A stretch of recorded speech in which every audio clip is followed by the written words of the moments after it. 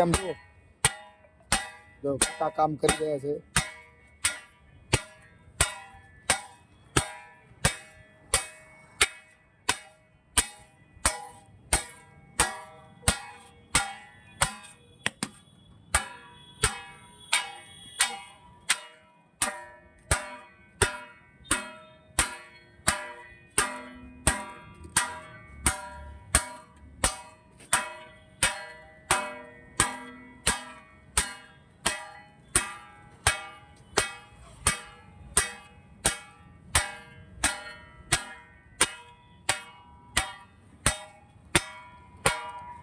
કાકા તમારું નામ શું?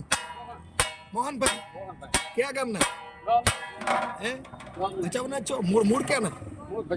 ના મૂળ તમે ભચાઉ આમ રાધનપુર થી આયા?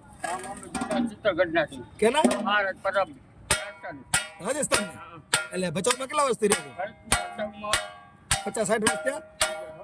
હા જો મહેનત નું કામ છે મોહનભાઈ ને, મોહનભાઈ લુહાર એટલે ગદલિયા કહેવાય છે કે મોહનભાઈ લુહાર ગદલિયા. જો મધ્યાહન ભોજનનું આ જે છે નાનું પડતું હતું તો એ મોટું કરી દે છે.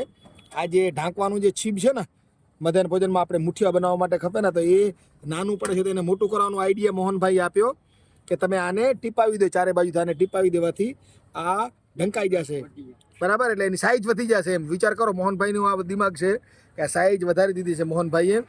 એટલે ખરેખર એક જે લુહારનું કામ કહેવાય એ પણ એક સ્કિલ કહેવાય, અને સ્કિલ ડેવલપમેન્ટમાં મૂકવાની જરૂર છે ને આપણે તાલીમ લેવાની જરૂર છે આ મોહનભાઈ પાસે.